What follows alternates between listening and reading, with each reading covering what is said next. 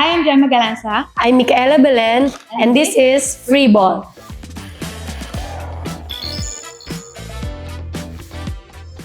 Ngayon na nakita na tayo. Diba, na-excite ako makabalik.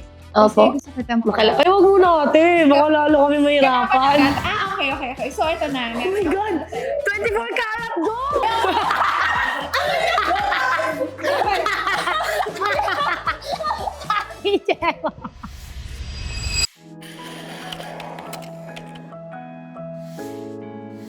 Parang sobrang happy ka ngayon sa bagong pick mo. Sobrang komportable ka.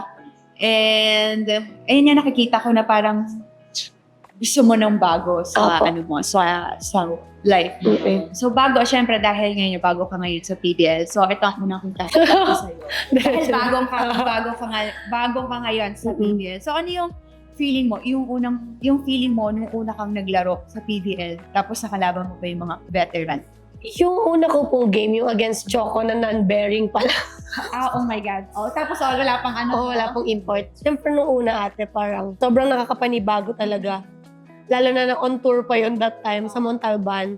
So parang ibang-iba siya from UA80 kasi sa UA80 parang pride ng school yung dala mo. Pero ngayon, parang siyempre kailangan alam mo na po kung paano dalhin yung sarili mo, paano ka mag-a-adjust sa sistema, sa team, sa ganyan. Pero I'm very happy din na sa Capital po ako napunta kasi parang sabi ko na doon talaga ako na team na babagay.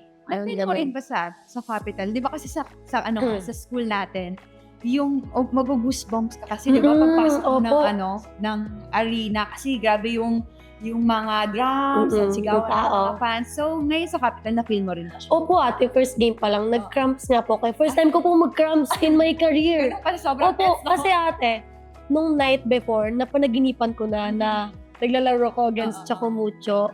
So parang tinanong ko si Coach Kim, yung SNC ko po na, anong cause ng cramps ko? Kasi hindi naman po ako puyat, ganyan, kondisyon naman. Sabi niya, minsan daw sa pagka-excited, ganyan, yung emotions, ganyan. So, yun, sobrang excited talaga ako that time. Nagulat din ako na nag-cramps ako.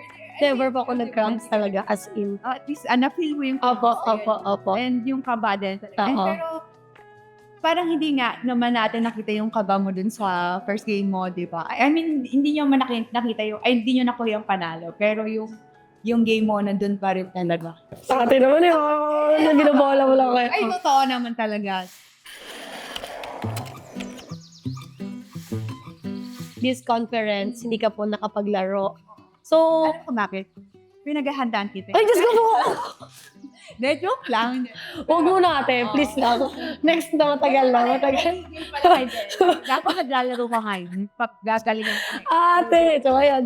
Di ba ngayon po sa Creamline, parang ang dami niyo pong tight na games.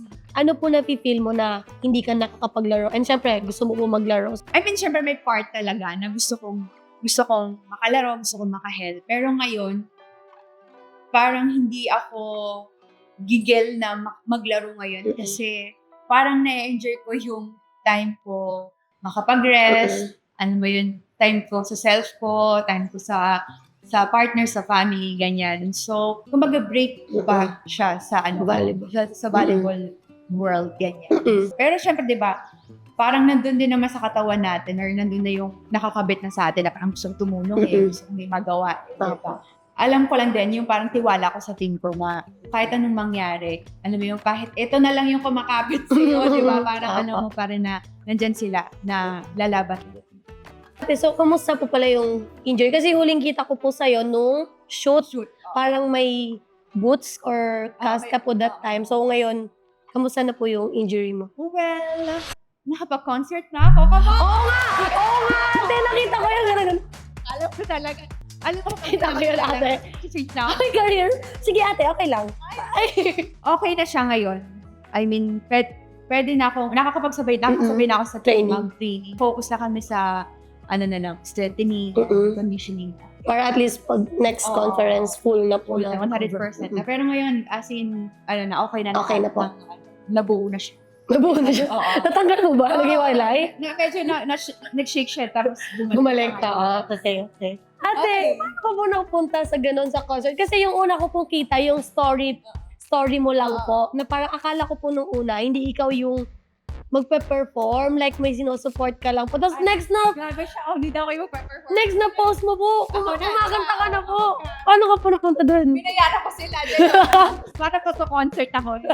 Hindi, kasi may time kasi na parang gusto ko ng iba. Iba naman. Ganyan. So, nag-voice session ako. So, ang plano ko lang talaga is ma-improve lang yung boses ko. Para pag mga karaoke, laban na tayo. Laban na po. Siyempre, ganun lang naman tayo. Hindi naman natin i-expect na magko-concert tayo, ganyan-ganyan, or may gagawing recording, ganyan. Biglang itong coach ko, bida-bida, hi Coach Enzo. Bida-bida siya, na parang ano pa lang to, ilang buwan pa lang ako nag-lesson. Actually, hindi pa nga lagi yun eh. Minsan-minsan lang ako mag-lesson. So, biglang sabi niya, merong audition, merong concert, try mo lang, ganyan-ganyan. Sabi ko, coach, parang ilang months pa lang ako. Tapos parang hindi pa nga masyado ako nagpa-practice. Tapos gusto mo na ako mag-concert, ganyan. So, ako naman, syempre, sa competitive, Tinry. nandun sa ano natin yan. Trinay ko lang naman siya. And then, nung nandun na ako sa audition, medyo wala naman yung kaba. Opo. Pero alam mo yun, na-feel mo yung ano eh, yung confidence, kaya ba to, ganyan. So, yun, nakapasok si sis. Ayan, tapos, ayan, biglang nasama na ako sa concert. Ayun. Perfect naman po eh. Kita ko yung video mo, ate talaga.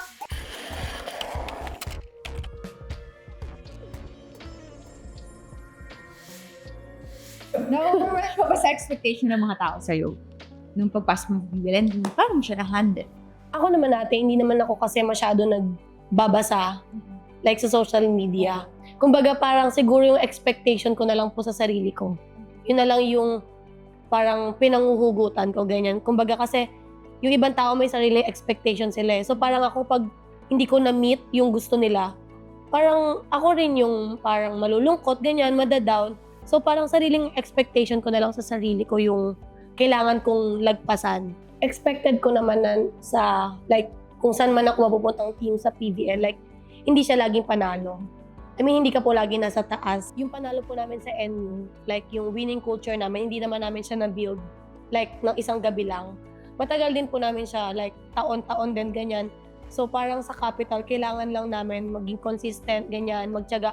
Minsan nga niloloko ko po yung team ko, na pag natatalo kami, nadidepress ako. Totoo. Hindi naman nalulungkot. Super nalulungkot ako ate. Lalo na yung nakaraan namin na games, yung dalawang magkasunod na talo. Parang sobrang nalungkot talaga ako. Kasi syempre yun nga, sa competitive, parang hindi ko talaga tanggap na natatalo, na nakikita ko naman na kaya naming maipanalo. So ayun, nakakapag-adjust naman po ko ng maayos. Since, yun nga, sabi ko, young team naman kami, pero ang laki na po nang na-improve ng team namin from last year. Sabi rin naman po yun ng like, ibang coach and ibang teammates ko. So, ayun, happy naman po ako sa nararating namin ngayon, like sa mga panalo namin, ganyan. Oo, kasi, ayun nga, sabi ko nga, sobrang taas ng competition ngayon sa PBL. Hindi ganun kadali Opo. na mananalo. And I think, yung pagkatalo, yun yung na-realize ko dito sa PBL. Yung pagkatalo, hindi siya sabihin pag natalo ka, nandun ka sa pinakababa. I mean, wala na. Wala nang pag-asa yung minsan yung pagkatalo talaga, ito din yung wake-up call natin. Na, may kailangan pa tayong game. Opo. Diba? Parang, at least meron pa tayong kayang ilaban. So, I think, at least ikaw, alam mo yun, okay na yung normal mo lang ma-feel yung lungkot. Yung parang minsan, kasi pag lagi natin kinokontrol yung na-feel natin, lalo nating mas dadamdamin. Opo, totoo. Diba? Perfect. Yung okay lang yung malungkot ka, iiyak ka lang. Opo, tapos kinabukasan okay na, laban na ulit. Dito sa PBL, bawal kang malungkot ng Matagal. Opo, matagal, hindi pwede. Bago matulog lang. Okay na ulit, laban na ulit. Okay. So, ito na. Oh my God! 24 karat gold!